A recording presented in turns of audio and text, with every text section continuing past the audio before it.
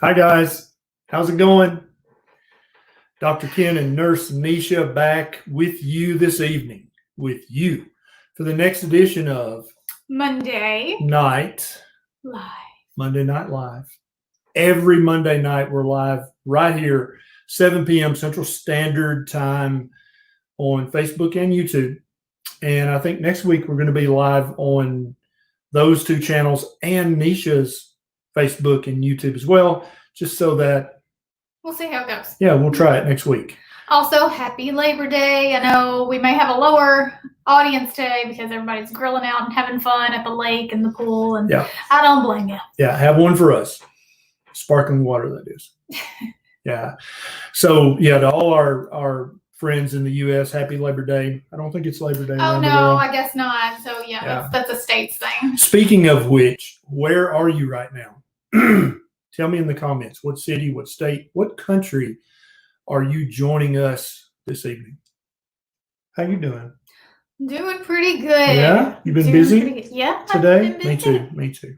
We actually made a video together today. Yes. And if you're one of the lucky people watching tonight, then that means you're going to get to know that my lab results are in. We did that video going over every one of my labs, my Hashimoto's markers, cholesterol markers, liver markers, like a lot of labs. And that'll be going up right after this live is over. Yep. So if you don't know, Neisha has Hashimoto's thyroiditis. Typically, when you get that diagnosis, you're stuck with that for life, and you're stuck taking medication for life, and you're stuck with a bunch of yucky symptoms for life. And so check out her video on her YouTube channel. It's Neisha Loves It. You're going to be surprised, especially if you have Hashimoto's or you know someone who does. I'd strongly recommend you catch that video because you're going to hear some things you've probably never heard about Hashimoto's before in your whole entire life on this planet. All right, we got Australia in the house, California, Texas, Utah, Colorado, Excellent. Idaho. It's a lot of different places. I'm always so shocked to see so many places. Yeah, we're so grateful, but it just blows me away to see where people are at. Canada, Delaware, Chicago. Fun fact, that's where we spent our honeymoon, was in Chicago. Yeah, we'd like to go back there someday. Yeah. Someday. Yeah. Okay, so what are we talking about tonight? We're talking about 7 tips for intermittent fasting. And this video, it's going to help someone who's just been hearing about fasting and want to get started. But it's also, I think there's going to be some good information if you've been fasting for a while. And then, as always, after we've run through these 7 tips, we're going to take as many of your questions as we have time to get to. Hey, so from Houston, Texas, Santa Fe, Mike. All right. Thanks for the super chat. Thanks, Mike. So thanks for the super chats. Thanks for the Facebook stars. Those little tokens of appreciation, they go a long way towards letting us have the time and the resources to do what we do for you. So are you going to go down this list? Yeah, let's go. So 7 tips for intermittent fasting. And like I said, these apply to the newcomer, the beginner, but I think that we're also going to cover some stuff that someone who's been fasting for a while would actually find useful. Can I start out by asking you a question? Because I feel like this is an important question before we get into the tips. Yes. Do you have to intermittent fast to eat a ketogenic diet? No, you don't. And most people come to keto first. Mm-hmm. They find keto or low carb or carnivore.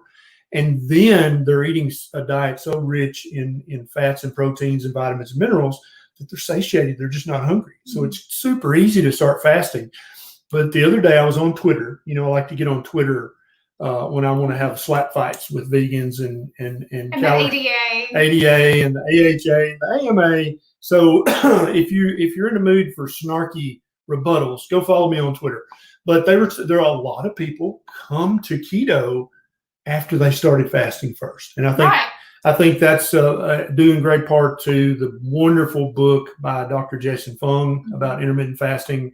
That's such a great resource. If you don't own that book, I did not put a link in the show notes because I didn't know we were going to talk about his book, but I 100% recommend that book if you have questions about fasting.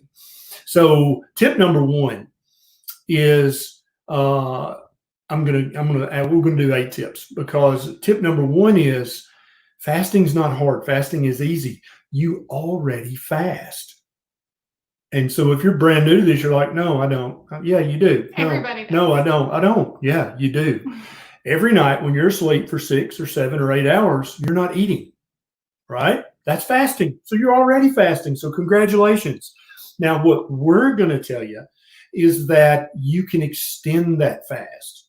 And so most people, when they wake up first thing in the morning, that they have a very good blood sugar. If you check their insulin level, it would also be a very good insulin level because they fasted for 7, 8, 9 hours. That's the whole point of intermittent fasting, is to get your blood sugar and your insulin level back to the low normal levels, and that's where it looks like optimum human health is. And so you're already doing this, so don't freak out. This is not an unnatural thing. Human beings have been fasting for ever, literally. And back, 100,000 years ago, it was called starving. It was called starving because, I went out hunting and she stayed home with the bairn. And when I got back, I was like, sorry, I missed the elk. Or there weren't any elk. Or there weren't any. That's right. Yeah. And so we had to walk 3 days to get to where the herd had went. That's fasting. And so over the millennia, our body actually has learned how to use fasting as a very productive thing to do what I talked about, lowering blood sugar, lowering insulin, but also by increasing your rate of autophagy, where you break down old damaged cells and replace them with new and healthy cells. That happens more and more the more hours that you fast. The list just goes on and on. Chronic inflammation gets better. All the good things speed up and all the bad things slow down when you're fasting. So now, tip number 1.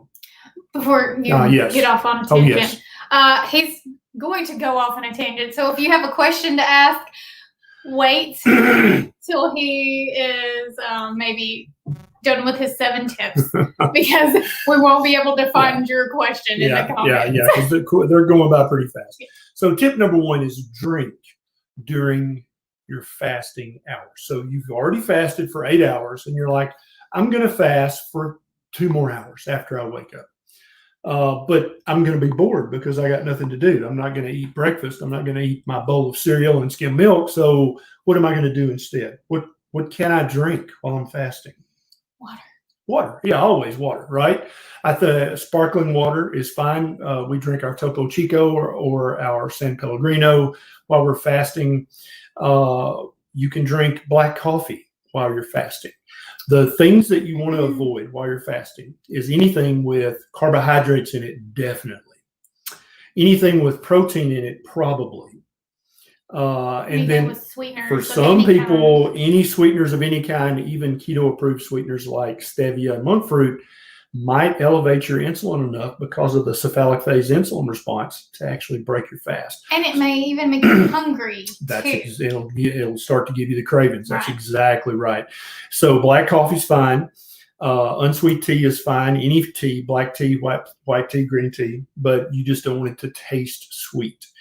Now, if, say, 2 hours, 3 hours, 4 hours into your fast, you're starting to get really hungry, but you don't want to break your fast yet, what would you do in that case? Eat some salt. Yep. That's tip number 2, is you can always use a pinch of salt on your tongue, or you can even mix the salt in with your water to make salty water. And that may sound gross to you, but it's not that bad. It's actually tasty, but I prefer just putting a pinch of salt on my tongue. Yeah. Or electrolytes. There are unflavored electrolytes. Redmond's makes unflavored. LMNT makes unflavored. Keto Chow makes unflavored. There's tons of ways to get your electrolytes without a sweetener. And that's tip number 3, is to get your electrolytes while you're fasting. No, it's fine. No, this is free form, baby. We can do it however we want to. And so another trick that you can do is, if you're starting to get really hungry, you can put some pure fats in your coffee. And this is what some people call keto coffee or bulletproof coffee. You can use butter or ghee or MCT oil or coconut oil. Now, some people will say that breaks your fast, but here's the thing. The only things that break the meaningful physiological fast that we're talking about is carbohydrates for sure, and then protein to a certain extent. Pure fat does not meaningfully raise your insulin level. So therefore, it's not really breaking the fast that we're going for here.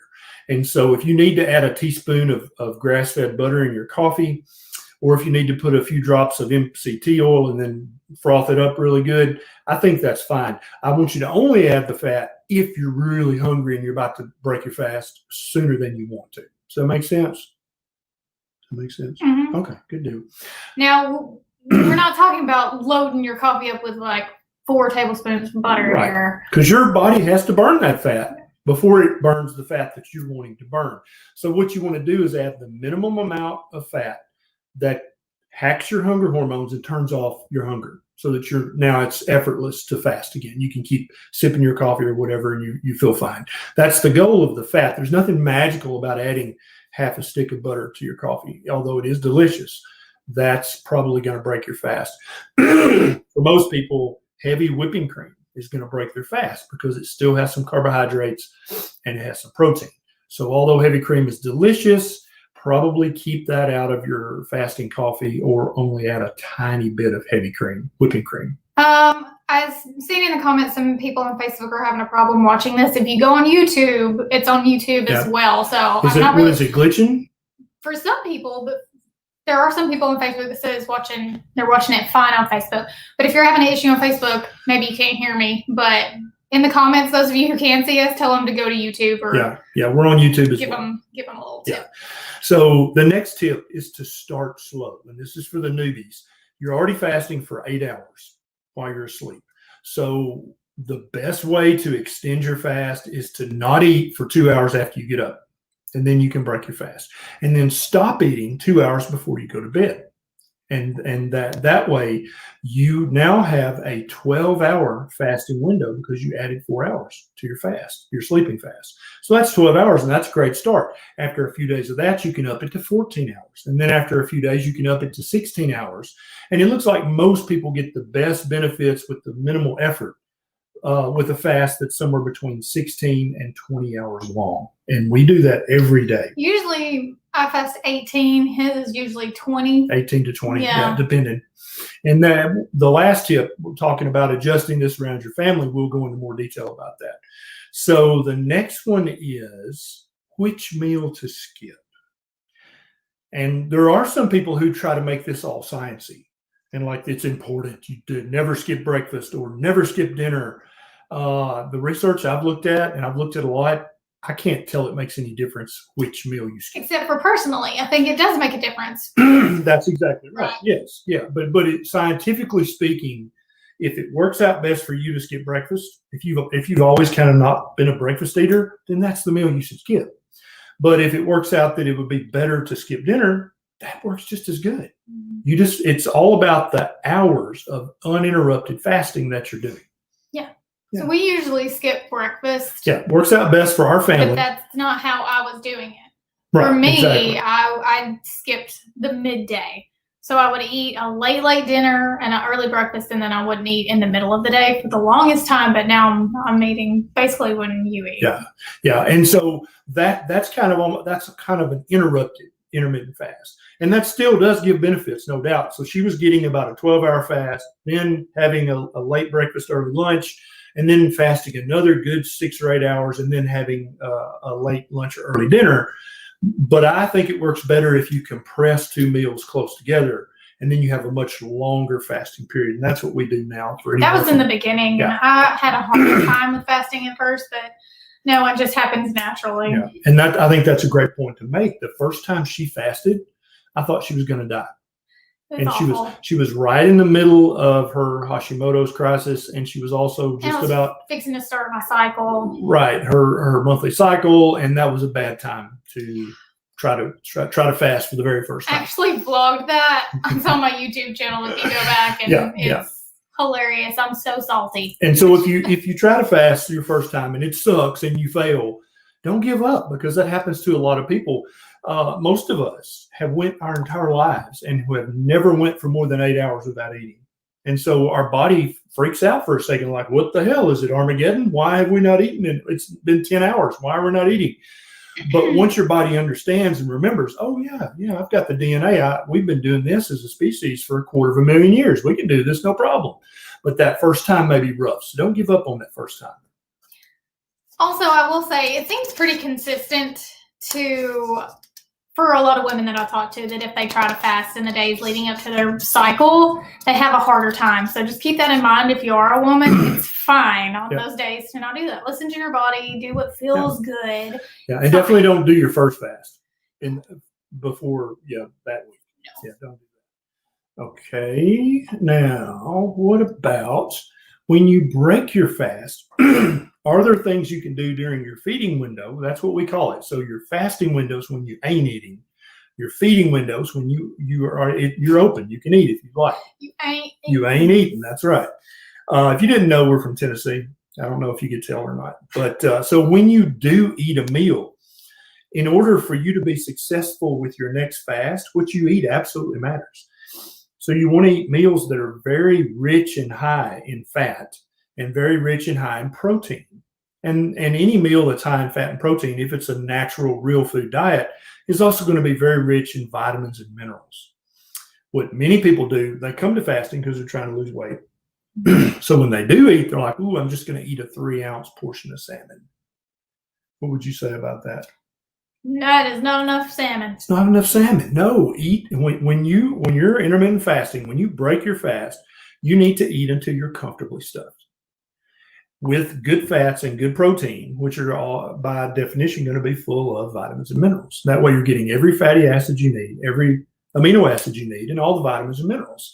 And when you do that, if you eat 1 or 2 meals a day that are just full of this nutrition and you eat till you're full, when you start your fast, your hunger hormones are going to be hacked and tweaked just at the sweet spot, so you can fast for a long time. And what I don't want you to be is miserable while you're fasting. If you do this right, it's not miserable. Right, and it is a process for some people to become fat adapted. And when you are fat adapted, it is much easier to fast because your body is used to using fat and ketones for energy and not needing that constant flow of glucose. So if you're just starting out and you are failing at fasting, don't think of it that way. Just think, I'm still working on fasting. Right. And you will get there eventually. Let's call it the practice of fasting. Okay. Because that's what it is. It is. Yeah, you practice. You practice. Just like medicine. Yeah, and some people have been doing this for years and can go days. Right. And I am not that kind of person. Yeah. I don't think. What's your longest fast ever? 22. 22 hours? No, you went 24. more. Yeah, you went 24 hours. My longest fast is 72 hours, which I did with the Redmond's Real Salt people. They have a Facebook group. It's a great group about fasting, and we had a challenge in there, and I went for 72 or 74 hours. And although it was fine, it wasn't a big deal. It's not something that I would care to do once a week. Mel said she fasted for 112 hours. Wow. Oh, she's currently into 112 hours. Wow. Awesome. Dang. What's y'all's longest fast? Yeah, put it in the comments. So everybody can see that. And don't feel bad if it's only 18 hours. That's really good. Yeah, if it's 9 hours, literally put 9 hours in the comments because it's fine. Good. A few years back, the longest fast of my life was 9 hours. Because we had a late breakfast and I thought I was going to die.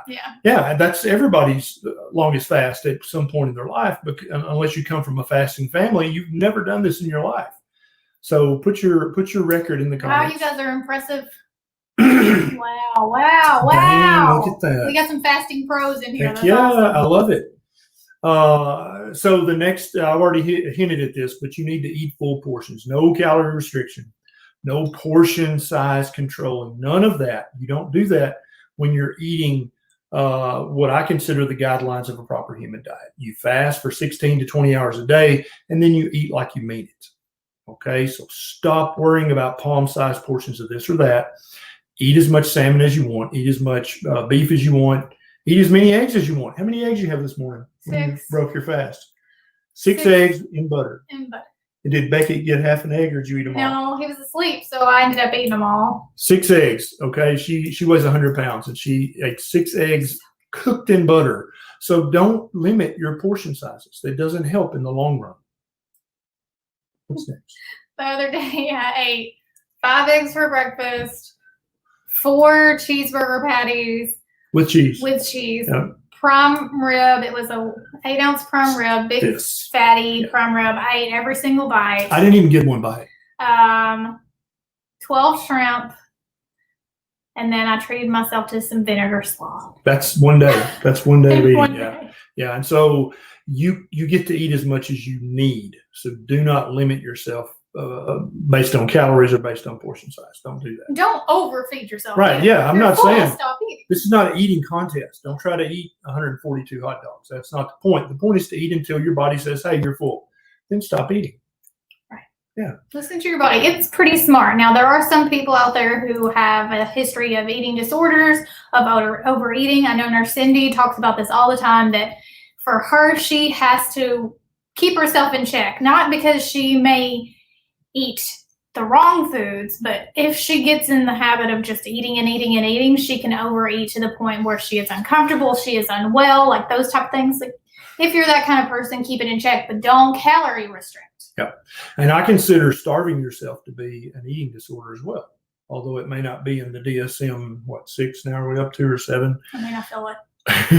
but if you've had a life of yo-yo dieting and trying to eat little bird-sized portions and only eating 1,000 calories a day, I don't know how that's not an eating disorder. So don't continue in those same footsteps when you start this way of eating and this way of not eating. Yeah, we've all been brainwashed to think about it's how much we eat, and really it's what we eat. 100% true. Absolutely. And then the final tip we've got, and then we're going to take a ton of questions. So start typing those questions now, is adjust your fast around your family situation. Your fast does not have to be exactly starting at the same time every day and exactly ending at the same time every day, unless that's what you need for you personally. But it doesn't, there's no physiological reason for that. And so some days I won't eat till 4 p.m. because everything's flowing, I'm working, and the family's, they're doing their own thing. But then other days the family sits down to eat about 2 p.m. Mm-hmm. And I'll be like, I'll go ahead and eat. Yeah, because we order barbecue like once a week from a local barbecue place to be patrons. Yeah. We really don't want it to go out of business. And that's pretty much one of the rare times everybody sits down and eats. Jim and Nick's, we love you. Yes, we do. Yes, we love you. Don't close. Yeah. So if I eat early, then I'll stop eating early. Right. And so I won't eat as late into the evening. But if I don't eat until 4, I may only eat 1 meal a day some days. Some days I'll eat 2 meals a day. Both of those are intermittent fasting because I've got that long period of time where I'm not eating at all. So it all works out. Another thing is the breakfast and the dinner thing. If it works out best for your family dynamic that you skip breakfast, then do that. If it works out better, like if your spouse is, by God, we're going to eat breakfast because my parents, that's fine, eat breakfast. But then you start your fast right after lunch. That's going to get you the same benefits. You don't have to be set in stone with this, because think about it. 100 years ago, we weren't set in stone. We didn't fast from a certain time to a certain time. We fasted. We didn't have watches. We fasted from when we last got food until we next found food. That was our fast. And so it does not have to be by the clock unless that helps you stay on a schedule. And you know you better than I know you. So you do what works best for you, but don't feel like that scientifically speaking, it has to be a set time, because it doesn't. Okay, you ready to take questions? Yeah. What's that? Daniel asked, thank you so much for your advice. It has helped me greatly. Even my endocrinologist was happy. Thanks again. I will be a dedicated follower. I hope you're teaching your endocrinologist, Daniel, because if you do, your endocrinologist can teach all the other patients. Alex says, why does WebMD, Mayo Clinic, etc., show that red meat is deficient in all these nutrients? That's a good question. If you actually go to the USDA's website, and you can actually type in a food, and it'll tell you the nutrition in it. And so just go type in beef liver and look at all the vitamins and minerals, even vitamin C in beef liver. But they'll tell you, you're never going to get all your vitamins and minerals if you eat meat. But then on the USDA website, which is not so much involved in the proselytizing of plant-based diets, they're just black and white. This is what it is. They'll tell you what's actually in the stuff. And so you can compare a superfood, that means not really, like kale or blueberries or Aussie berries. You can compare that to beef liver. And then you'll see which one's actually the superfood. Hint, it's liver. It's the liver. Yeah. Liver blows away any other food when it comes to vitamins and minerals and fatty acids and amino acids. Speaking of, I have a liver recipe coming up this week. So if you're not subscribed to my YouTube channel, make sure you're subscribed because it's going to be a good one. There's a link down in the show notes to her YouTube. And this, I'm telling you, this liver, this is it right here. I think I just thought of a twist I'm going to add to it. Oh, boy. We may have to do 2 batches. I don't know. But it's going to be the best liver you ever put in your face. He always wants to add stuff. And it's like, no. Sylvia says, can I do exercise when I'm fasting? I don't want to lose my muscles. 100%. Yeah. So it's a common myth that if you intermittent fast, you're going to lose muscle. That implies that your body is a dummy. That implies that our DNA is stupid, that everything we've learned genetically over the last 250,000 years, where our bodies are just morons. And that makes no sense. If you have stored fat, you're going to burn fat when you're fasting. Your body's not stupid. It's not going to burn your muscle before it burns the fat. The fat is stored energy. The fat is put there for you to burn it. That's what it's for. So these people who are saying this are basically saying your body's so dumb, it's going to burn your eyeballs before it burns your stored fat. It's going to burn your liver, your muscles, your bone. No, your body's very intelligent, very ancient, very wise. It's going to burn your fat. Now, if your body fat is 5%, then you might burn a little muscle if you fast for 72, 96 hours. You might burn a little muscle, but you're still going to burn fat. But if you're like me and you probably got, 15% body fat, you're going to burn fat. You got plenty of fat to burn. I could fast, me personally, if she threw me down the well and I had to stay in there, I could fast for 30 days. I would not die. I've got plenty of fat, even though it's less than it used to be. I've got plenty of fat. I could fast for a long time. So don't think your body's dumb. It's not. You should test that theory. Jason says, should we periodically do longer fasts for health and or weight loss? Maybe. Most of the research shows that all the really awesome benefits kick in at about an 18-hour fast, and they kind of go up from there. So your human growth hormone starts to go up about 18 hours in. Your testosterone, don't freak out, women. I'm not talking about your testosterone going up in a bad way. I'm talking about it just being optimal. That happens at about 18 hours in. Autophagy, remember that crazy word that means that your body's breaking down old damaged cells and replacing them with new healthy cells? That looks like it ramps up at about 18 hours as well. And so what if you fast for 24 hours? Yeah, you're going to get more benefit. 36, 48, 72. Yeah, you're going to get more and more benefit up to a point. And so if you're going to fast for longer than 24 hours, I highly recommend you buy Dr. Fung's book, The Complete Guide to Intermittent Fasting, and read that book before you do more than a 24-hour fast, just so you understand all the physiology going on, how safe it actually is. It's not dangerous at all. But I want you to have some knowledge before you go much past the 24-hour point so that you know what's happening with your body. Miguel says, any suggestions on feeling cold during and after eating? It's not thyroid related. Yeah, some people do feel colder when they fast. And most people don't, but some people do that. Some people find benefit from getting an iodine supplement like Lugol's 2% iodine and putting a drop or two in their fasting coffee each morning. Sometimes getting cold like that just means you need more iodine. So you can watch my video on YouTube about iodine-rich foods. Hint, they all come from the ocean pretty much. Or you can just use 1 or 2 drops of Lugol's 2% solution. But for most people, that fixes it. But some people just feel colder when they fast. What? Miss Roseanne saw you on the cover of Women's World. What? I'm on the cover of a magazine? So if you guys watched my vlog, I said there was something exciting going on coming up. That's what it was. So after this live is over, we're going to go look for this magazine and we're going to buy a bunch of copies. I didn't know it was out yet. Yeah. Woman's World magazine So had the temerity, the gall to put me on the cover. I am so proud I could cry, but I'm not going to. I don't know what it is. Since I had Beckett, I've never used to cry. Not a crier. Now, cry over everything.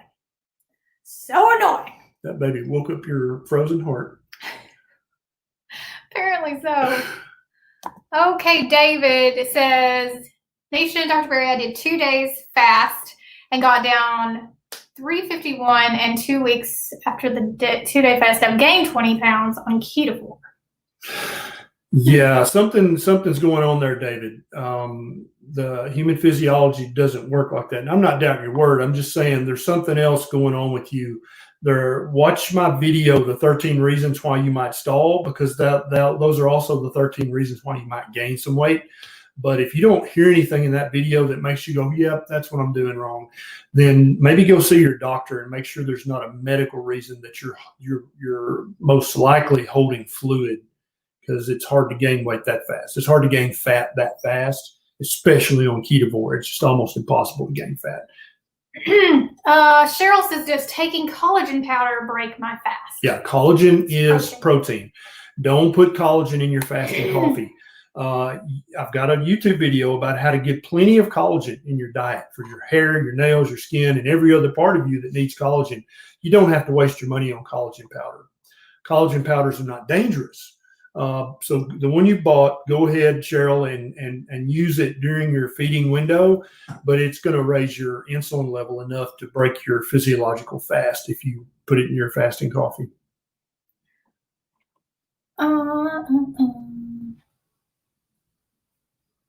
Yes. They go by so fast. It's like, what did that say?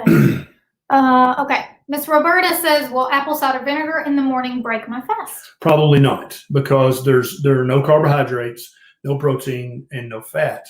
And it's not sweet tasting. Now, we've got a recipe on this YouTube channel for Ketorade, and you can make that stuff up by the quart or by the gallon. It's an excellent fasting drink that you can drink.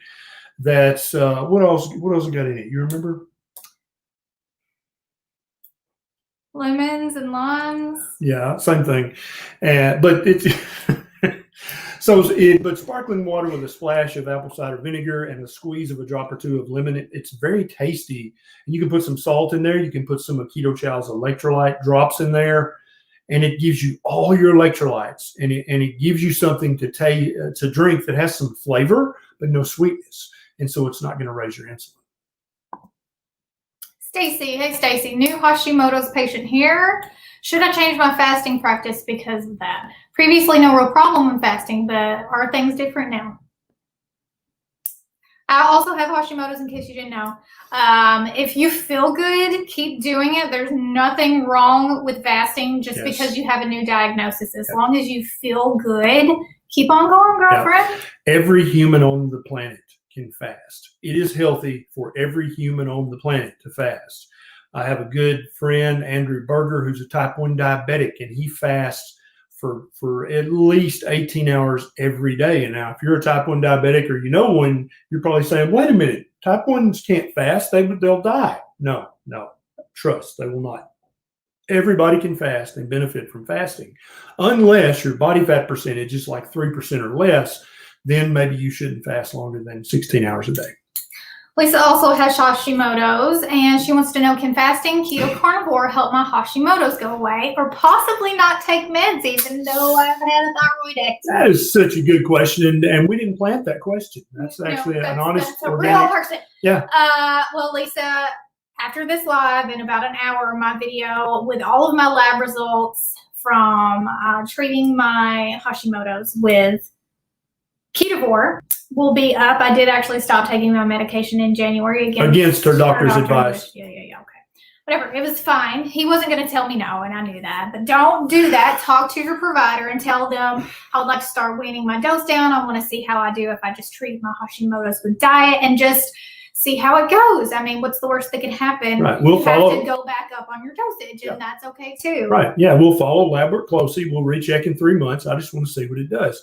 Most reasonable doctors will say, yeah, okay, but as long as you promise to come back in for labs and you promise we can restart your medicines if your labs are terrible, nothing bad's going to happen. And your symptoms. If your symptoms start coming back, then that is the number one sign that it ain't working without your medication. That's so you need to go back up on your medication. Something is off. Yep. Pay attention to your body. If your brain fog gets worse, if you're fatigued more than you were, all that kind of stuff, really pay attention to that. Absolutely.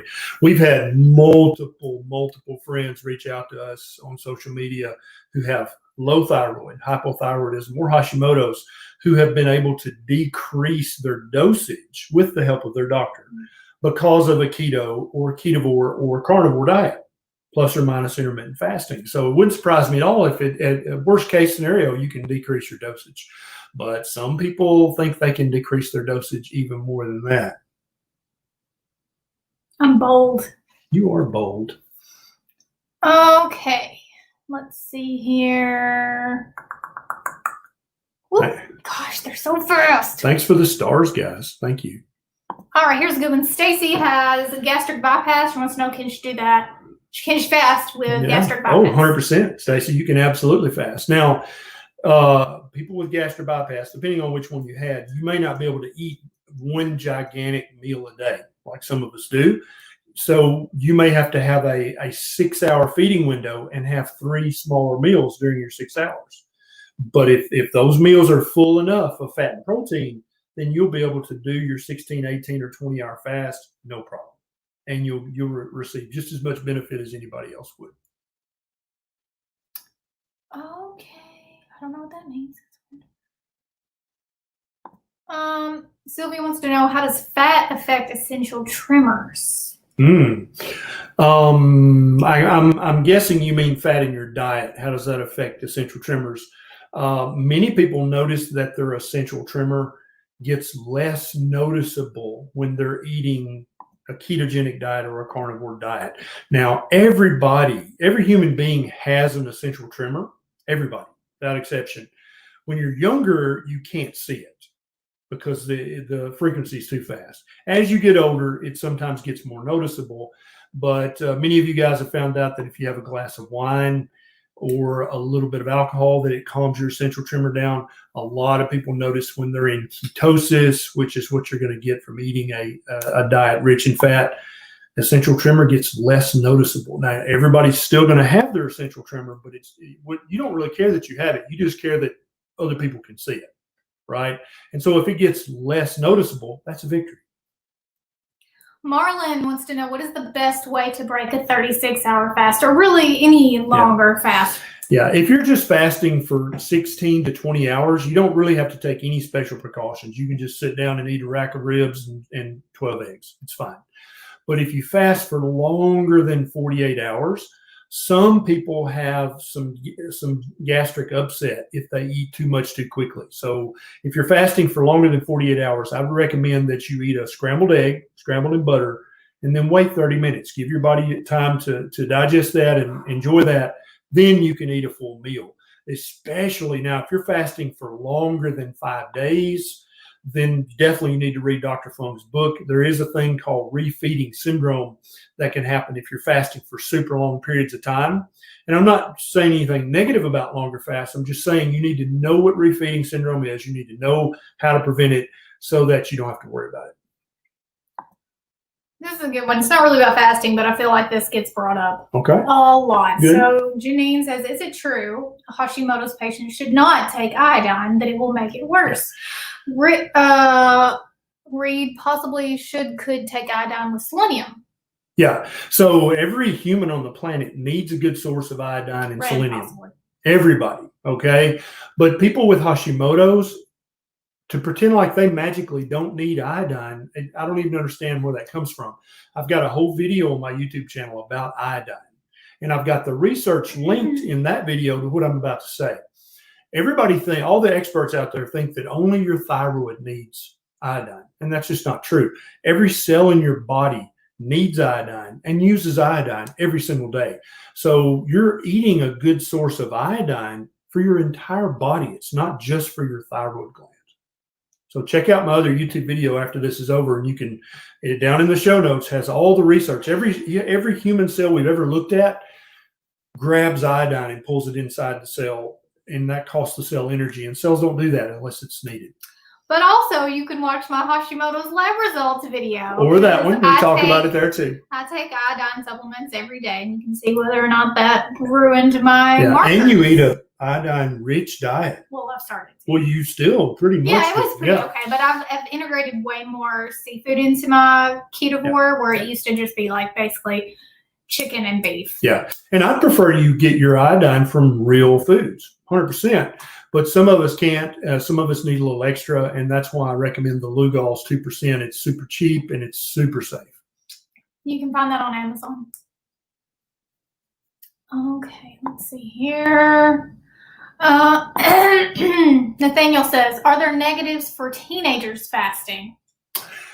If your teenager is super skinny, not by their estimation, but by your estimation, or check a BMI on them, or check a waist to height ratio.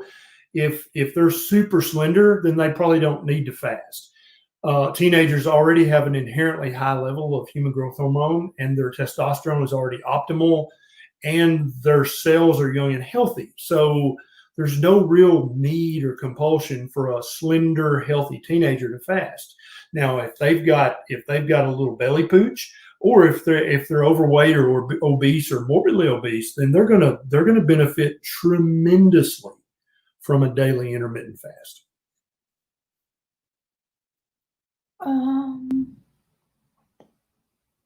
Is that it? Yeah. Sandy says, what is the best way to fast if you have low blood pressure issues? Yeah, so you're going to fast just like everybody else.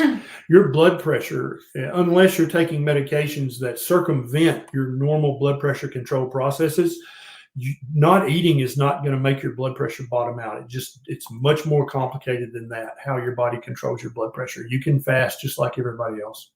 Olivia says, I'm currently breastfeeding. How can I implement keto and fasting without harming my milk supply? I'm assuming you're already keto. If you're not already keto, then you need to ease into keto. So start off by just eating a lower amount of carbs every week and ease into it. Keep those electrolytes up. Keep your water up. Drink when you're thirsty. Don't ignore your thirst. Drink your water. And then fasting for me, I fast when I want to fast. So if my body isn't hungry, then I don't eat. So some days I don't eat till sometimes 4 p.m. But this morning I woke up and I was hungry at 10 a.m. I ate at 10 a.m. So follow your hunger cues when you're breastfeeding. Your priority here is making milk for your baby, not trying to get through a fasting window. So that's my advice. And keep in mind, and so she may not know that you are a breastfeeding mother who is doing ketovore and fasting every single day. Well, not every single day. Well, I mean, even today, you didn't eat until I ate like 10 a.m. Well, yeah, that's not really. Hey, breakfast is at 8. Okay. I don't know what you're talking. For me, that is early. Yeah. But for us, that is early. But and so when you do break your fast, when you do eat, make sure you're eating a diet that's rich in fats and proteins. That's what your body uses to make your milk out of.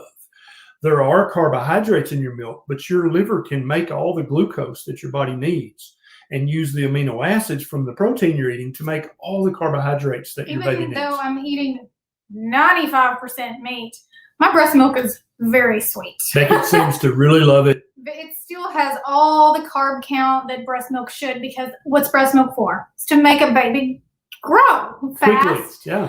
And so don't worry about the nutrition of your breast milk going away or not having enough carbs or the baby blue. Like that did not happen for me. It doesn't happen for a lot of women who do this and breastfeed. I mean, it's pretty clear that it's fine. There are examples of women eating a terrible diet and it making their breast milk suffer. For example, if you're not getting enough vitamin D in your diet, then you won't make any vitamin D in your breast milk.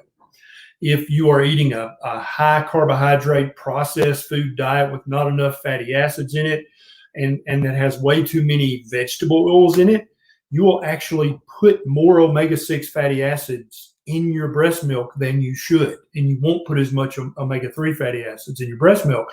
That's going to affect your baby. So what you want to make sure you get is plenty of protein and plenty of good, healthy animal fats, so that you know you're getting all the essential fatty acids you need, and vitamin D and iodine, because all of that stuff you're going to pass on to your baby if you're getting enough for yourself and some left over. But make sure you ease into it if you're not already keto, because any change to your diet can cause stress on the body, which could decrease your supply, not from keto, but from stress. Yeah. Any kind of stress. And you say plenty of salt, plenty of electrolytes, plenty of water. Electrolytes, but really salt is the main one. I don't know why it helps supply, but it does. Don't be afraid of salt, y'all. How does fasting affect Parkinson's? So Parkinson's is a neurological disorder. There's quite a bit of emerging research and research that's never really been talked about before, that eating a high-fat ketogenic diet will probably slow down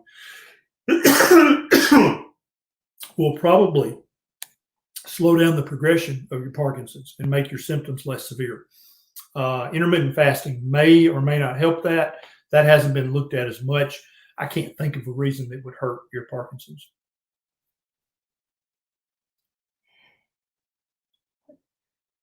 Wendy wants to know, can fasting help menopause?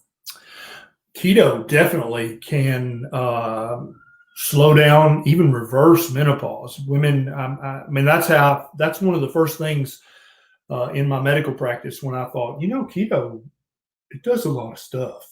Because I had a woman in her late 40s and a woman in her early 50s. Both were in perimenopause, right? Their periods were starting to get inconsistent and irregular. They thought they couldn't, and they both got knocked up after a few months on keto. And they both reported, no, my periods went right back to right as rain every 28 days, and then I got pregnant. So it definitely looks like that keto can make your periods more regular, can decrease the hot flashes, night sweats, the fatigue, the insomnia, all that stuff gets better on keto. It's not like keto cures menopause. You're still going to go through the change, but you're going to go through it at an appropriate age, not too early. And you're going to go through it with much less severe symptoms. Fasting may also help that. We don't know as much about fasting with it, but definitely fasting is not going to cause your menopause symptoms to be worse. Yeah. Okay, guys, we're in the home stretch, so a few updates before Beckett comes in here and crashes the party. 1, if you bought your ticket to the summit, you will get your t-shirt when it comes. They get shipped out every day. Obviously, you can't send out 2,500 t-shirts in one day. That's how many t-shirts we have to ship out, and so they will come, I promise. Yeah, you'll get your t-shirt. If you have any questions, you can email support@drberry.com. That is not his email. Do not ask any Dr. Berry questions because it's not him. We have a checker. It's our team, checking that. Yeah. Who is helping us with the summit. Also, you will get your ticket on Tuesday the 8th, which is tomorrow, I think. So check your email tomorrow. Check your spam if you don't see it. And again, if you don't see anything or you have an issue, support@drberry.com, which is not his email. Yep. Also, when you get your t-shirt in the mail, put it on and take a selfie and post it on social media and tag me or Neisha. Lastly, if you missed out buying a ticket to the Proper Human Diet Summit, we have good news. We have a very important announcement. Yeah. After the summit is over, what, about a week after? No. I don't know how long. However long it takes to get the video right packaged up and all prettified, then you're going to be able to buy the complete conference for a reduced price, because you won't be able to have access to the live and all that. Yeah, the company we're using offers this, so it's an add-on package, but we thought, why not? Then everybody who couldn't get a ticket can watch it. It's not live and it's not as interactive. It's not as fun, but it's still really all good the information content. will still be there. Yeah. Hello there, young man. Anybody want to see baby Beckett? Hi, sweetie. Baby Beckett. Oh, hello. I feel like he gets bigger every time we do that. Baby. Hi. Say hi. Can you blow a kiss? Give the baby a kiss. He's regressed. He's like, I don't know what any of that means. Well, he kissed me about 5 times. Well, of course he knows what it means when the camera's not on. So, what else, Neisha? Loves it. If you want to see what my Hashimoto's lab results are, go to my channel in the next hour. That's going to be uploaded for you guys. We go through all of my labs, and they're pretty interesting results.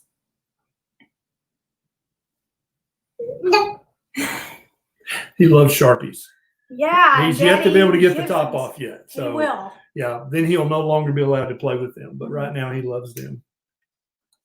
So if you haven't already done so, subscribe to this YouTube channel, subscribe to Neisha's, follow me on Facebook and like the page, same on Neisha's page. That way, every time we post stuff, because we're always posting new stuff to try to help you out with your health optimization journey. That way you don't miss a post. Anything else you'd like to say, Beckett? Oh, can you guys see his shirt?